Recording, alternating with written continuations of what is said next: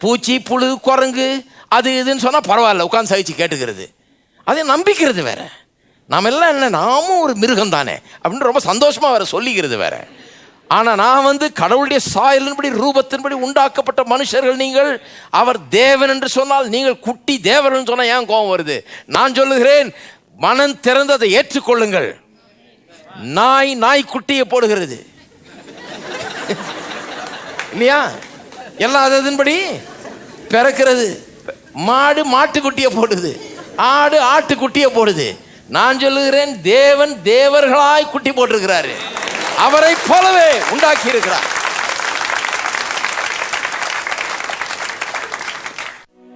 அன்புள்ள ஆண்டவரே,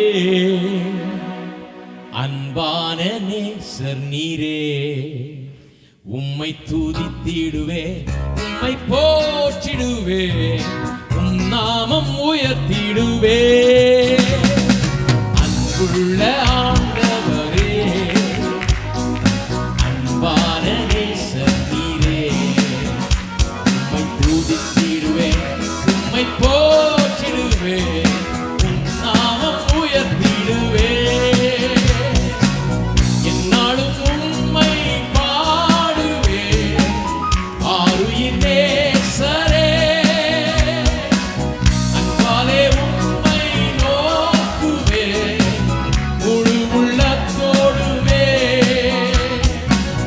என்னாலும் உம்மை பாடுவே, ஆருயிர் நேசரே,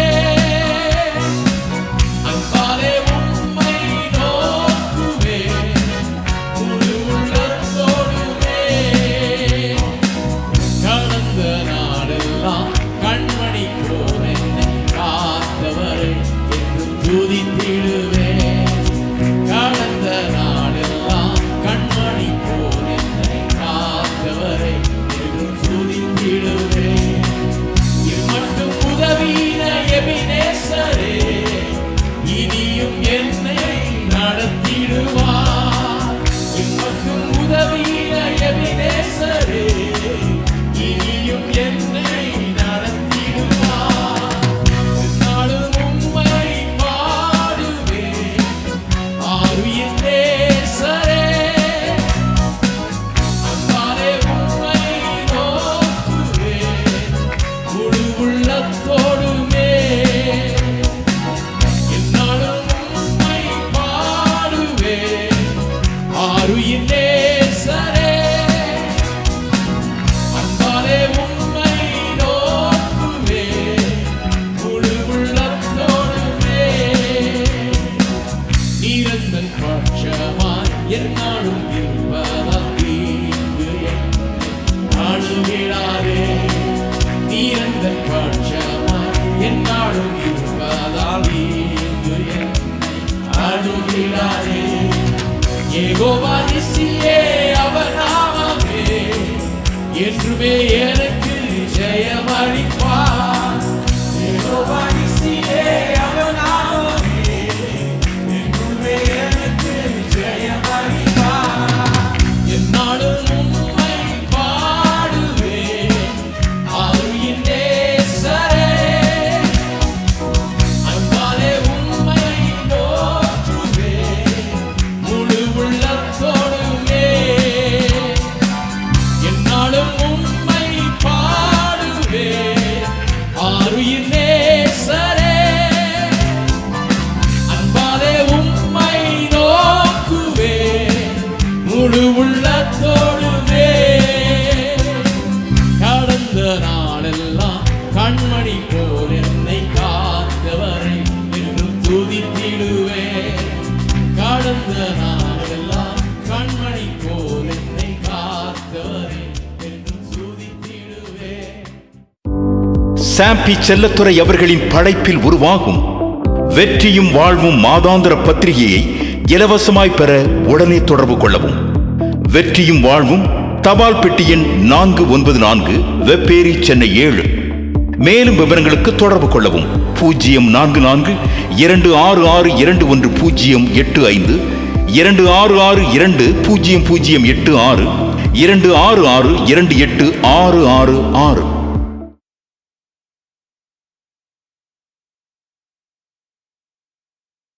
யோவான் 10:30, நானும் பிதாவும் ஒன்றாய் இருக்கிறோம். பாருங்க, நாம் யாருன்றதை பற்றி பேசிட்டு இருக்கிறேன், அதை மைண்டில் வச்சுங்க.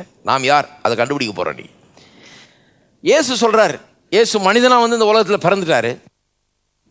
பெத்லஹேம்னு ஊரில் பிறந்து நாசரேத்துன்னு ஊரில் வளர்ந்து மனுஷனாய் இவர்கள் மத்தியில் வாழ்ந்து இங்கே ஊழியம் செய்து கொண்டிருக்கிறார். அவர் சொல்கிறாரு, பிதாவும் நானும் ஒன்றாக இருக்கிறோம் என்றார். யாருக்காவது கோபம் வருதா? யாருக்கு ஒன்றும் கோபம் வர மாதிரி தெரியல இன்றைக்கி. ஆனால் அன்னைக்கு யூதர்கள் மத்தியில் அதெல்லாம் சொன்னால் ரொம்ப பெரிய தப்பு. ஏன்னா யூதர்களுக்கு ஒரு பெரிய ஒரு பாலிசி, அது என்னன்னா, hear O Israel, the Lord our God is one. இஸ்ரவேலே கேள், நம்முடைய தேவனாகிய கர்த்தர் ஒருவரே. இது அவங்களுடைய லைஃப் ஸ்லோகன் மாதிரி. அது அவங்களுடைய இனத்தினுடைய ஒரு பெரிய ஒரு குறிக்கோள். இது கடவுள் வந்து ஒருவர். எந்த மனுஷனும் தன்னை கடவுள்னு சொல்லிக்கூடாது. கடவுள் இங்கே இருக்கிறார், அதுவும் கடவுள் இதுவும் கடவுள் இப்படிலாம் சொல்லக்கூடாது. அப்படிலாம் சொன்னால் கொன்னே போட்டுருவாங்க. அந்த மாதிரி ஒரு வைராக்கியம் அவங்களுக்கு. கடவுள் ஒருவர், அது என்ன அது கடவுள் இது கடவுள்ன்றது, கடவுள் ஒருத்தர் தான் அப்படிங்கிற ஒரு பெரிய ஒரு எதில் அவங்க சரியா இல்லைனாலும் இதில் கரெக்டாக இருப்பாங்க. கடவுள் ஒருவர், அது மட்டும் அவங்களுக்கு நிச்சயமாக தெரியும். ஒருத்தருக்கு மேலே இருக்கவே முடியாது கடவுள் அப்படிங்கிறதுல அவங்களுக்கு நிச்சயம். இவர் அப்படிப்பட்ட ஒரு இனத்தின் மத்தியில் பிறந்து வளர்றாரு, அவங்க மத்தியில் ஊழியறாரு. பாருங்க, அவர் சொல்றாரு, பிதாவும் நானும் ஒன்றாக இருக்கிறோம்ன்றாரு. உடனே பெரிய பிரச்சனை ஆயிடுச்சு. பிதாவும் நானும் ஒன்றாக இருக்கணும்னா அப்போ பிதாவும் நானும் ஒன்றுன்னா அவர் கடவுள் நீயும் கடவுளா?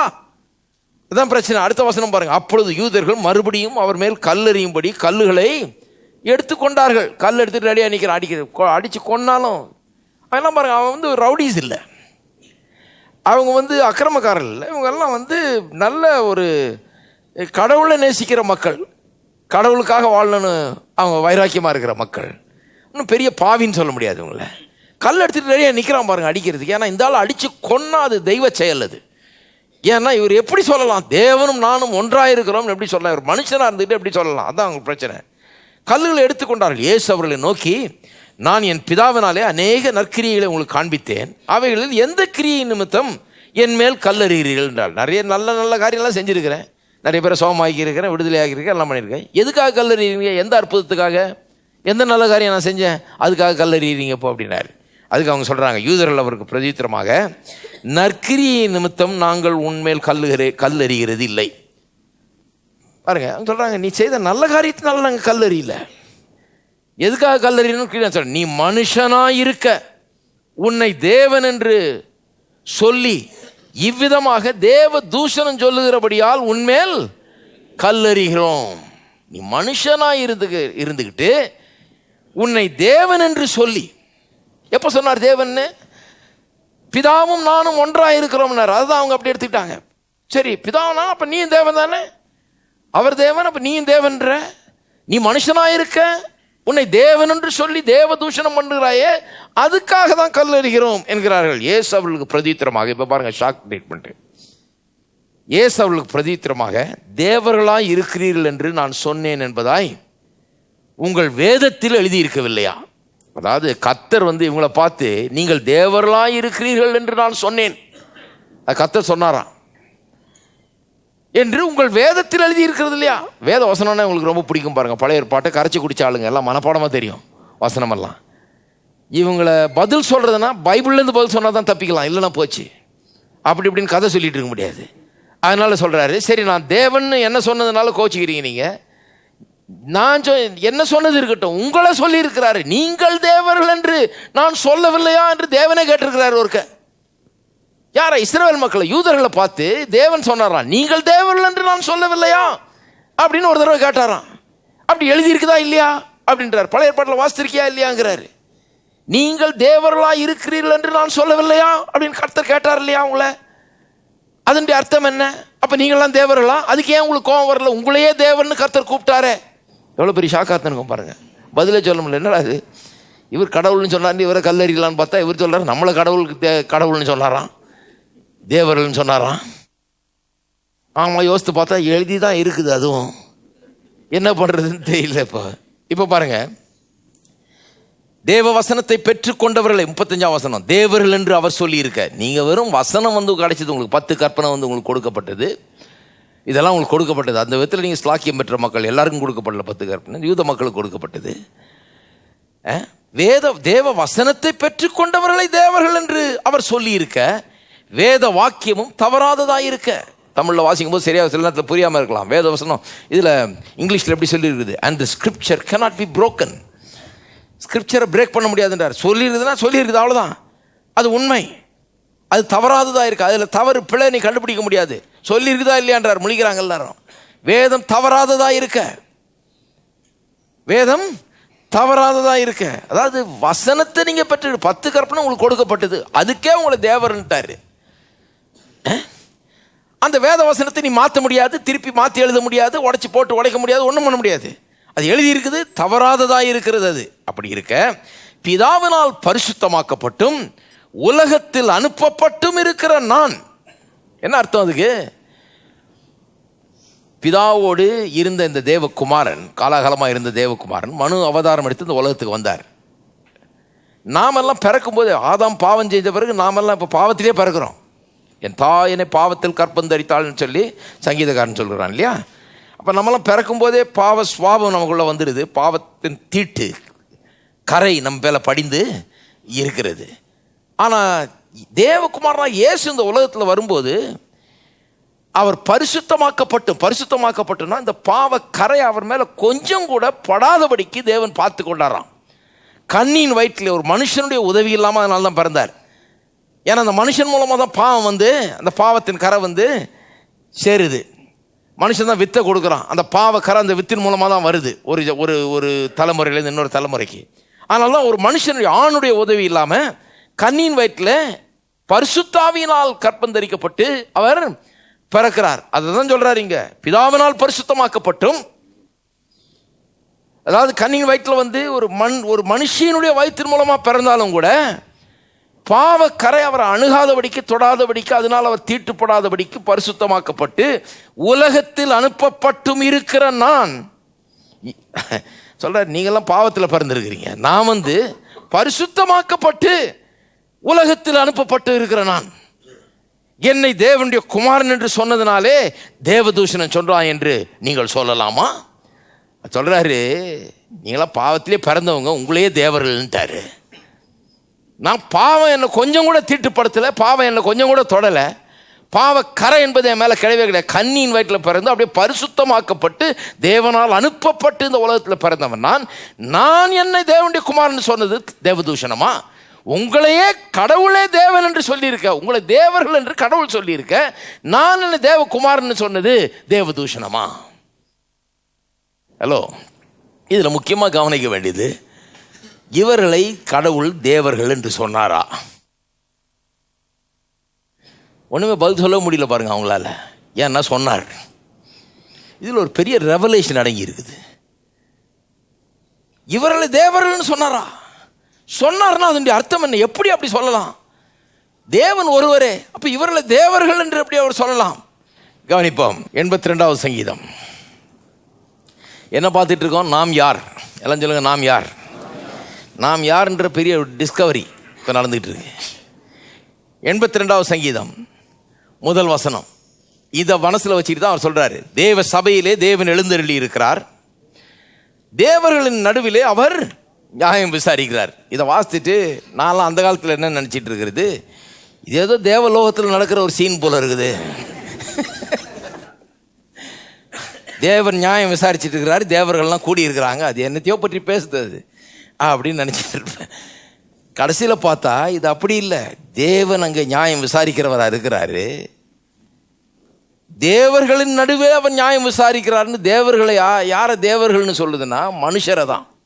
நம்பலைன்னா அடுத்த 4 வசனத்தை வாசித்தாலே போதும், நம்பிடுவீங்க. எதுவரைக்கும் நீங்கள் அநியாய தீர்ப்பு செய்து துன்மார்க்கருக்கு முகதாட்சியம் பண்ணுவீர்கள். நியாயாதிபதியாகிய தேவன் கேட்குறாரு இஸ்ரவேல் ஜனங்களை, எது வரைக்கும் அநியாயம் அக்கிரமம் செஞ்சு முகதாட்சியம் எல்லாம் பண்ணிட்டு இருப்பீங்க? நியாயம் விசாரிக்கிறார். யாரை? தேவர்களை. தேவர்கள் யாரு? தேவனுடைய மக்கள். அவர்களை தான் தேவர்கள்னு சொல்லியிருக்குது. ஏழைக்கும் திக்கற்ற பிள்ளைக்கு நியாயம் செய்து சிறுமைப்பட்டவனுக்கும் திக்கற்றவனுக்கும் நீதி செய்யுங்கள். யார்கிட்ட பேசுறாரு? மனுஷர்கிட்ட தான் பேசுறாரு. பலவீனனும் எளியவனையும் விடுவித்து துன்மார்க்கன் கைக்கு அவர்களை தப்புவீங்கள். யார்கிட்ட பேசுறாரு? மனுஷர்கிட்ட தான் பேசுறாரு. நியாயம் விசாரிக்கிறாரு. யாரை நியாயம் விசாரிக்க? இங்கே தேவலோகத்தில் தேவர்களிடத்தில் இல்லை, இங்கே மனுஷர்கள் மத்தியில் தேவன் நியாயாதிபதியாக நியாயம் விசாரிச்சுட்டு ஏன் இப்படிலாம் அக்கிரமம் பண்ணிட்டு இருக்கிறீங்க, ஒழுங்காக நடந்துங்கன்றாரு. அறியாமலும் உணராமலும் இருக்கிறார்கள், அந்தகாரத்திலே நடக்கிறார்கள், தேசத்தின் அஸ்திபாரங்கள் எல்லாம் அசைகிறது. மனுஷரை பற்றி சொல்றாரு கடவுள். அறியாமலும் உணராமலும் இருக்கிறார்கள், அந்தகாரத்தில் நடக்கிறார்கள், இருள நடந்துகிட்டு இருக்கிறாங்க, தேசத்தின் அஸ்திபாரங்கள் எல்லாம் அசைகிறது. என்ன அர்த்தம்? என்ன அர்த்தத்தில் சொல்றாரு? அறியாமலும் உணராமலும் இருக்கிறார்கள்னா தாங்கள் யார் என்கிற அறிவே அவங்களுக்கு இல்லை. இருந்தால் அப்படிலாம் அநியாயம் பண்ணவே மாட்டாங்க. அப்படி அறியாமல் உணராமல் நடந்துக்கிறதுனால அந்தகாரம், ஒரே இருள், அறிவற்ற ஜனமாக இருளில் வாழ்ந்துட்டு இருக்கிறாங்க. தேசத்தின் அஸ்திபாரங்களெல்லாம் அசைகிறது. அஸ்திபாரங்கள்னா இன்னைக்கு கூட பாருங்க, அதை நாம் பார்க்கிறோம் சமுதாயங்களில். குடும்பம் என்கிறது ஒரு ஃபவுண்டேஷன், கடவுள் உண்டு பண்ணின ஒரு நல்ல ஒரு ஃபவுண்டேஷன். கடவுளுக்கு பயப்படுகிற பயம் என்கிறது கடவுள் உண்டு பண்ண ஒரு ஃபவுண்டேஷன். ட்ரூத் என்பது, சத்தியம் என்கிறது கடவுள் உண்டு பண்ண ஒரு ஃபவுண்டேஷன். இந்த ஃபவுண்டேஷன்லாம் அசைகிறது, இதெல்லாம் ஆட்டங்காணுகிறது. ஏனென்று சொன்னால் அறியாமல் உணராமல் இருக்கிறார்கள். இன்னைக்கு குடும்பத்தில் இன்னைக்கு ஏன் பிரச்சனை? குடும்பங்கள்லாம் ஏன் குடும்பங்களாக இருக்க முடியல? ஏன் சமாதானமாக இருக்க முடியல? ஏன் நல்லா வாழ முடியல? ஏன் குடும்பங்கள் கடவுள் எப்படி நினச்சி உண்டாக்குனாரோ அதன்படி இன்றைக்கு இருக்க முடியலன்னு சொன்னால் அவங்க அஸ்திபாரம்லாம் ஆட்டங்கன்றுச்சு. ஏன்னா அறியாமல் உணராமல் இருக்கிறார்கள். நாம் யார்? தேவனுடைய சாயலின்படி ரூபத்தின்படி உண்டாக்கப்பட்ட மக்கள், தேவனுடைய நோக்கத்துக்காக உண்டாக்கப்பட்ட மக்கள் என்கிற அந்த அறியாமை உணர்வு இல்லாததுனால அந்தகாரம் ஏற்பட்டு அதை குறித்த ஒரு இருள். வாழ்க்கை எதுக்கு கல்யாணம், எதுக்கு மனைவி, எதுக்கு பிள்ளைகள், எதுக்கு வாழ்க்கை, நான் எப்படி வாழணும், கடவுள் யார், நான் யார், நான் எப்படி இருக்கணும், இதெல்லாம் குறித்த ஒரு அறியாமை உண்டாயிட்டதுனால, இருள் உண்டாயிட்டதுனால வாழ்க்கையின் அஸ்திபாரங்கள் எல்லாம் அசைகிறது. குடும்பம் அஸ்திபாரம், குடும்பங்கள் சரியாக இருக்க முடியல, தொழில்கள் சரியாக நடக்க முடியல, மனசில் நிம்மதியில் மனுஷனே நல்லா இருக்க முடியல. அவன் அஸ்திபாரமே ஆட்டம் கண்டு இருக்குது, அவனுக்கே ஒரு நிம்மதி இல்லை. ஏனென்றால் அறியாமல் உணராமல் இருள் உண்டாகி அஸ்திபாரங்கள் எல்லாம் அசைத்து கொண்டிருக்கிறது. கர்த்தர் சொல்றாரு, இந்த தேவர்களை பார்த்து சொல்றாரு, யார? ஜனங்களாகிய இஸ்ரவேல் மக்களை பார்த்து சொல்றாரு, இப்படி நிற்கிறீங்க, நீங்கள் இப்படி இருக்கிறீங்க, அறியாமல் உணராமல் இருளில் வாழ்ந்துட்டு இருக்கிறீங்க, நான் போட்ட ஃபவுண்டேஷன்லாம் அசைந்து கொண்டிருக்கிறது என்று சொல்லுகிறார். அப்புறம் பாருங்க 6ஆம் வசனம், நீங்கள் தேவர்கள் என்றும், இதை தான் மனசில் வச்சுட்டு சொல்றாரு, நீங்கள் தேவர்கள் என்றும் நீங்கள் எல்லாரும் உன்னதமானவர் மக்கள் என்றும் நான் சொல்லி இருந்தேன். ஹலோ, நீங்கள் தேவர்கள் என்று நான் சொல்லி இருந்தேன் என்று அவர் சொல்லவில்லையா? வேதத்தில் இல்லையான்னு கேட்டார். அதை தான் கேட்கிறாரு. நீங்கள் தேவர்கள் என்றும் நீங்கள் எல்லாரும் உன்னதமானவரின் மக்கள் என்றும் நான் சொல்லி இருந்தேன். எல்லாம் கவனிக்கிறீங்களா? நீங்கள் தேவர்கள் என்றும் உன்னதமானவரின் மக்கள் என்றும் நான் சொல்லி இருந்தேன். இது பாசிபிளா? இது உண்மையாக நடக்குமா? அது நல்லா கவனிங்க. இன்றைக்கே குழப்பம் உண்டாயிடக்கூடாது. சிலர் போய் வெளியே போயிட்டு, ஆமாயா இன்னைக்கு ஒரு புதுசாக ஒன்று சொல்லிட்டாரு, நம்மளை எல்லாம் கடவுள்ன்ட்டார் அவர். என்ன ஒரு கள்ள உபதேசம்! ஐயோ, வானத்தையும் பூமியும் உண்டாக்கின கடவுள் நீங்கன்னு சொன்னேனா நான்? நீங்கள் தான் இயேசு கிறிஸ்து தேவகுமாரன், நீங்கள் ரத்தம் சிந்தி தான் உலகத்துக்கு மீட்பு உண்டாச்சுன்னு சொன்னா, இல்லை உங்களை தான் உயிரோட எழுப்பினாருன்னு சொன்னேன்? என்ன சொன்னேன் நான்? நல்லா கவனிங்க. நீங்கள் தான் கடவுள்னு சொன்னா கிடையாது. நான் என்ன சொல்கிறேன்? கடவுள் சொன்னது தான் நான் சொல்கிறேன். அவர் எப்படி அவர் ஜனங்களை பார்த்து நீங்கள் தேவர்கள்னு சொல்லலாம், அதே மாதிரி தான் நானும் சொல்கிறேன். அவர் எப்படி சொன்னார்னா, அவர் தேவன், அவருடைய சாயலின்படி ரூபத்தின்படி உண்டாக்கப்பட்ட இவர்கள் தேவர்கள். அவர் தேவன், இவர்கள் குட்டி தேவர்கள்.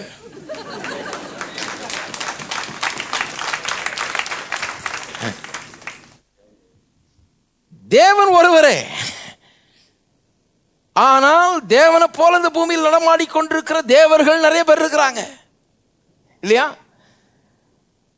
அதான் தேவனால் உண்டாக்கப்பட்ட மக்கள், தேவனுடைய சாயலின்படி ரூபத்தின்படி உண்டாக்கப்பட்ட மக்கள். இதை நல்லா புரிஞ்சுக்கணும் பாருங்க. சிலர் இருக்கிறாங்க, சில கிறிஸ்தவங்க இருக்காங்க, இதெல்லாம் கள்ள உபதேசமாக பட்டன தூக்கிடு. ஆனால் அதே கிறிஸ்தவங்க போய் எங்கேயாவது யூனிவர்சிட்டியில் உட்காந்துருப்பாங்க, அவங்க சொல்லுவாங்க, நீ பூச்சியிலேருந்து வந்தோம், புழுலேருந்து வந்தோம், குரங்குலேருந்து வந்தோடனே தலையாட்டு இருக்கலாம் பிரதர். அதுக்கு மட்டும் தலையாட்டிட்டு வர தெரியுது. நான் சொல்கிறேன், இதை கொஞ்சம் கேளுங்களேன். நான் பைபிள்லன்னு சொல்லிட்டு இருக்கிறேங்க, அவன் சொல்ல சொல்ல நீங்கள் தலையாட்டுறீங்களே. அங்கே ஒன்றும் பேச காணோம். நான் உங்களுக்கு என்ன கதையை சொல்லிட்டு இருக்கேன்? சயின்ஸ் புக்லேருந்து தான் சொல்லிட்டு இருக்கிறேன். நான் வேத வசனத்திலிருந்து சொல்லி கொண்டிருக்கிறேன். பூச்சி, புழு, குரங்கு அது இதுன்னு சொன்னால் பரவாயில்ல, உட்காந்து சகிச்சு கேட்டுக்கிறது. அதை நம்பிக்கிறது வேற. நாம் எல்லாம் என்ன, நாமும் ஒரு மிருகம் தானே அப்படின்னு ரொம்ப சந்தோஷமாக வேற சொல்லிக்கிறது வேற. ஆனால் நான் கடவுளுடைய சாயலின்படி ரூபத்தின்படி உண்டாக்கப்பட்ட மனுஷர்கள் நீங்கள். அவர் தேவன் என்று சொன்னால் நீங்கள் குட்டி தேவர்கள் சொன்னால் ஏன் கோபம் வருது? நான் சொல்லுகிறேன், மனம் திறந்து அதை ஏற்றுக்கொள்ளுங்கள். நாய் குட்டியை போடுகிறது இல்லையா? எல்லாம் அதன்படி பிறக்கிறது. மாடு மாட்டுக்குட்டியை போடுது, ஆடு ஆட்டுக்குட்டியை போடுது. நான் சொல்லுகிறேன், தேவன் தேவர்களாய் குட்டி போட்டிருக்கிறாரு, அவரை போலவே உண்டாக்கி இருக்கிறார்.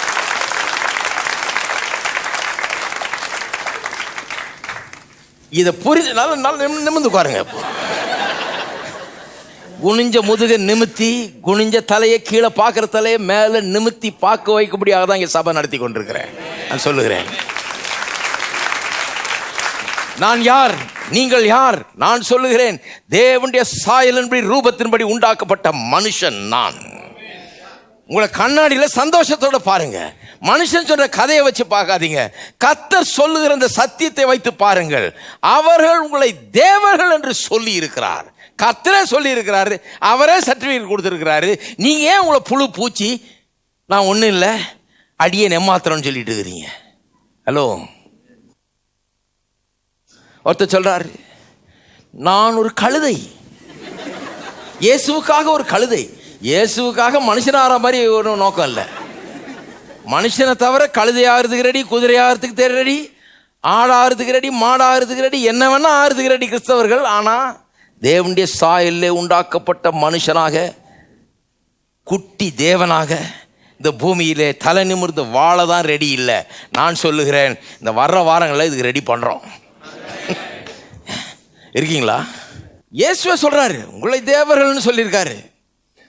வேத வசனம் தவறாததா இருக்க. எல்லாம் சொல்லுங்க, வேத வசனம் தவறாததா இருக்க. Scripture cannot be broken. அவர் சொல்லிட்டாருங்க, இனிமேல் யாரும் போட்டு உடைக்க முடியாது. இதை அது எதுன்னு கதை சொல்ல முடியாது. அது அப்படி இல்லை, இது இப்படின்லாம் சொல்ல முடியாது. அப்படிதான் அது தேவர்கள் என்று அவர் சொல்லி இருக்கிறார். அந்த இடத்துல தான் சொல்லி இருக்குது, வேத வசனம் தவறாததா இருக்க. வேற எங்கேயும் சொல்லு, இங்கே தான் சொல்லி இருக்கு, தேவ வசனம் தவறாததா இருக்கிற. நான் சொல்றேன், தவறாத வேத வசனம், மாறாத வேத வசனம், the infallible, inerrant, inspired word of God says that you are gods made in the image and likeness of God. பிழையற்ற தேவ ஆவியினால் ஏவப்பட்டு அருளப்பட்ட இந்த தேவ வசனம், தவறாத தேவ வசனம் சொல்லுகிறது, நீங்கள் தேவனுடைய சாயலிலே உண்டாக்கப்பட்ட தேவர்கள். சாம்பி செல்லத்துறை அவர்களின் படைப்பில் உருவாகும் வெற்றியும் வாழ்வும் மாதாந்திர பத்திரிகையை இலவசமாய் பெற உடனே தொடர்பு கொள்ளவும். வெற்றியும் வாழ்வும், தபால் பெட்டி எண் 494, வெப்பேரி, சென்னை 7. மேலும் விவரங்களுக்கு தொடர்பு கொள்ளவும் 044 266 21 085 266 20086 266 2866. பயமில்ல பயமில்லையே, ஜெயம் ஜெயம் தானே. பயமில்ல பயமில்லையே, ஜெயம் ஜெயம் தானே. பயமில்ல பயமில்ல பயமில்லையே, ஜெயம் ஜெயம் தானே. பயமில்ல பயமில்லையே, ஜெயம் ஜெயம் தானே. ஜெபத்துக்கு பதிலுண்டு, இயேசு நாமத்தில் ஜெயமுண்டு. ஜெபத்துக்கு பதிலுண்டு, இயேசு நாமத்தில் ஜெயமுண்டு. இயேசு நாமத்தில் ஜெயமுண்டு. இயேசு நாமத்தில் ஜெயமுண்டு. பயமில்ல பயமில்லையே, ஜெயம் ஜெயம் தானே. பயமில்ல பயமில்லையே, ஜெயம் ஜெயம் தானே. ஆபிரகாமின் தேவன் என்னோட இருக்கின்றார், ஆசீர்வதிக்கின்றார், பெருக செய்திடுவார். ஆபிரகாமின் தேவன் என்னோட இருக்கின்றார்,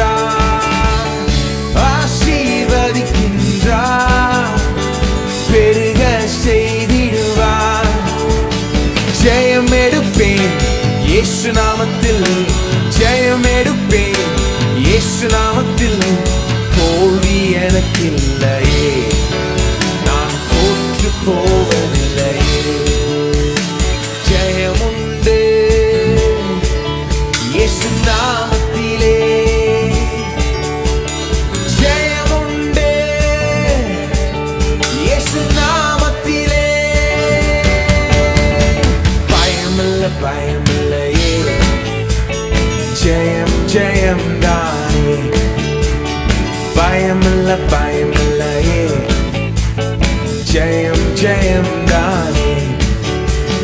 ஜெபத்துக்கு பதில் உண்டு, இயேசு நாமத்தில் ஜெயம் உண்டு. ஜெபத்துக்கு பதில் உண்டு, இயேசு நாமத்தில் ஜெயம் உண்டு. இயேசு நாமத்தில் ஜெயம் உண்டு, இயேசு நாமத்தில் ஜெயம் உண்டு. பயமில்ல பயமில்லையே, ஜெயம் ஜெயம் தானே, பயமில்ல பயமில்லையே, ஜெயம் ஜெயம் தானே. இதயம் விரும்புவதை எனக்கு தந்திடுவார், என் ஏக்கம் எல்லாமே எப்படியும் நிறைவேற்றுவார். இதயம் எனக்கு தந்திடுவார், ஏக்கம் எல்லாமே எப்படியும் நிறைவேற்றுவார். ஜெயம் எடுப்பேன் இயேசு நாமத்தில், ஜெயம் எடுப்பேன் இயேசு நாமத்தில், தோல்வி எனக்கு இல்லையே.